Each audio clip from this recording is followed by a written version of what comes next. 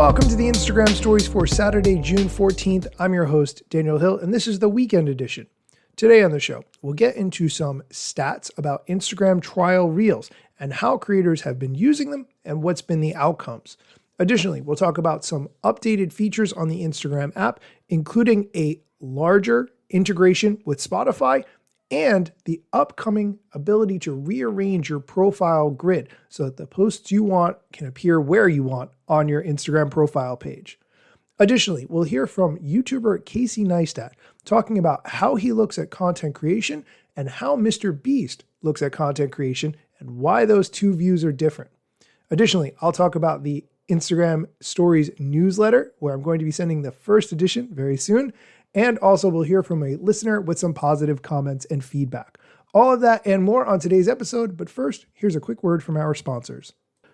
Welcome back. Let's start off the show on a positive note with some listener feedback. I really appreciate when you take the time to write in because sometimes it feels like I'm talking into a void, but the best way to leave me feedback and positive reinforcement on the show is through Apple Podcasts. The link to do that is directly in the show notes. This is from a listener named Olivia, and here's the comment that she left. Fantastic episode. I loved hearing a bit about your origin story. Please include more of these stories in the future. I also appreciated that you included the link for Adam's post on the Restyle tool. It was a fun video to watch. Thank you for the great work that you do. Olivia. Thank you so much, Olivia. If you're not familiar with what she was referencing there, go listen to the last episode that I posted. Okay, let's move on to the Instagram news, and we're going to start off with something that's a little bit confusing. The Verge had a post on Friday that Instagram is rolling out, starting next week, the ability for users to rearrange the order of posts in their profile grid. The Verge confirmed that with Meta spokesperson Christine Pai. However, on Adam Mosseri's weekly Ask Me Anything that he posted yesterday, someone asked him about the ability to reorder the grid, and he said it's not available yet. Here's the clip.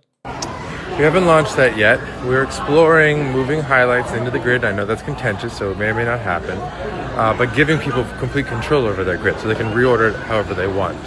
The idea is to keep the profile simple, but also to give people control over it because it's your space. And so hopefully that combination will work, but we'll see.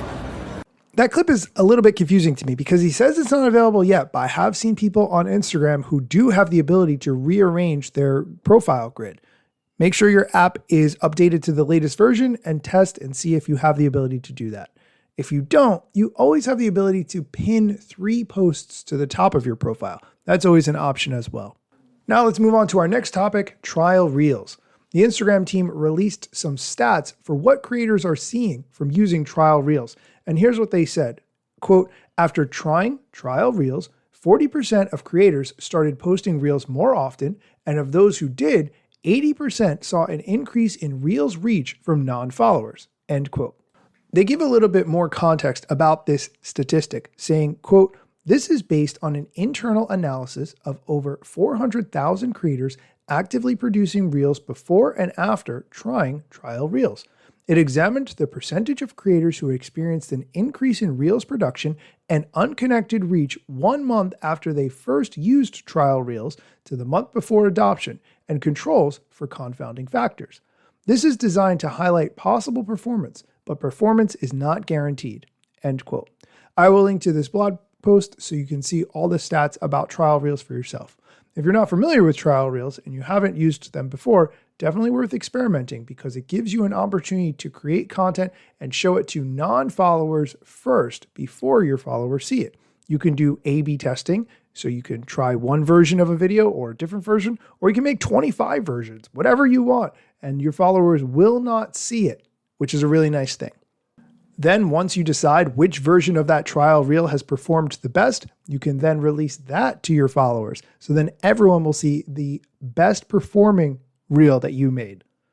And the last piece of Instagram news we're going to talk about today has to do with Spotify. The Instagram team is rolling out the ability to automatically share exactly what you're listening to on Spotify in your Instagram notes. You can share the name of the song and the artist of the song. And when people click on notes, they will see what you're listening to. For some time now, you've had the ability to write a status update in the Instagram DMs, referred to as notes, and you also could write in what song you are listening to and select it from the database.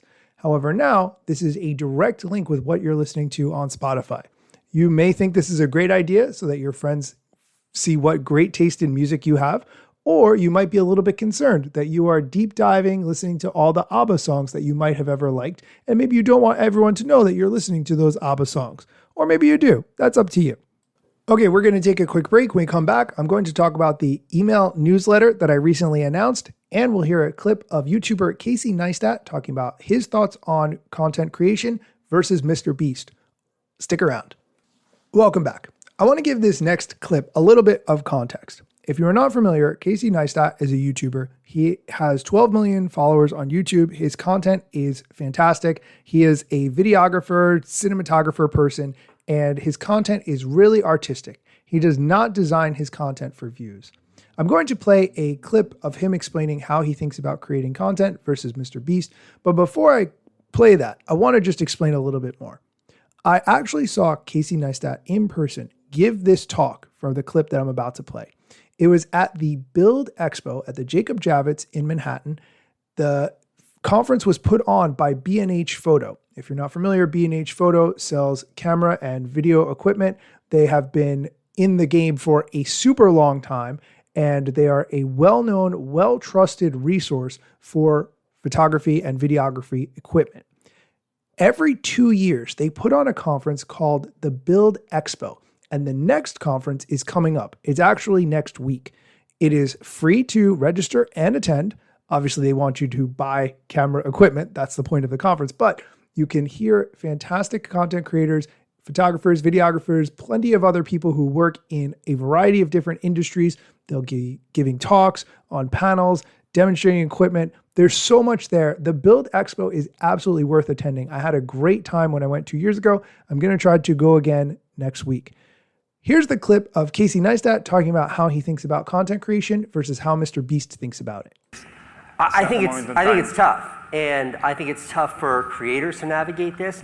I call it the Mr. Beastification of YouTube, and it's a challenge. And I say that without any disparaging even considerations whatsoever towards Jimmy. I think Mr. Beast is brilliant. I think what he's done is genius. I think he's opened doors and done things on a platform that no one thought was possible. Just to elevate Mr. Beast a little bit further, I met with YouTube for years where they're writing checks when they were doing YouTube originals for millions and tens of millions of dollars because all they wanted to do was to create a channel, create a vehicle that could do 10, 20 million views per video. If someone were to say to them then that this kid in North Carolina is going to do it, but he's going to do 100 or 200 million views per video, and he doesn't need your money, he'll figure it out on his own, it was unfathomable. So what Jimmy has done is unbelievable.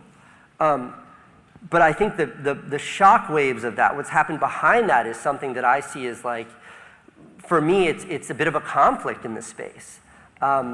There's this great quote that I saved, and I saved it like in my favorites folder so I could find it very quickly when I came up here so I wasn't fidgeting with my phone. It goes like this, ready? It's Rick Rubin. You guys know who Rick Rubin is, right? Come on. Greatest music producer of all time.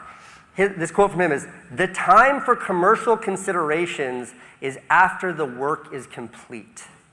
And that sentiment is religion for me.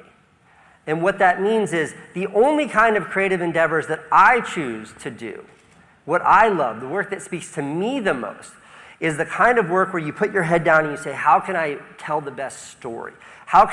What is this that I'm trying to communicate? How can I do that the best?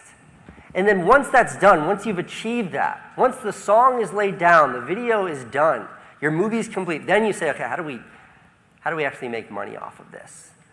And that's what I believe in. That's what I subscribe to. That's what I do. That's why I do what I do. And when I refer to the conflict that is the Mr. Beastification, what he does is the opposite of that. What he does is the very opposite of that. He has a team of geniuses that break down his videos second by second to break down when was the peak engagement? Okay, when did we lose engagement? All right, what was happening in that moment? How do we get rid of that? It is this scientific approach to making videos that has worked when it comes to really garnering views and making this incredible business and industry that he has uniquely created. I commend him for that. But that's not why I'm in it at all. And I have such conflict with that because it's tough because I too want to make a living. Views matter. Like anybody who says like, I don't care what the views are. There's two kinds of people in this world, those who care about their views and liars. It hurts when you don't get the views, but at the end of the day, it is the work that you have to stand by. Okay, I'm going to stop the clip there. The rest of the keynote talk is excellent. I was there in person, front row. I was so glad I got there early to hear Casey talk about some of the videos that he's created that I've watched hundreds of times that I absolutely love. I definitely recommend going to the Build Expo. I will link to how to find that in the show notes. And if you're going to go, if you could send me a DM so we could coordinate meeting up for lunch or coffee or something while we're there, that would be super cool as well. And the last thing I want to talk about is the email newsletter that I am launching. I mentioned this last week on the show that I am launching my first email newsletter, and the first version will be going out on Monday.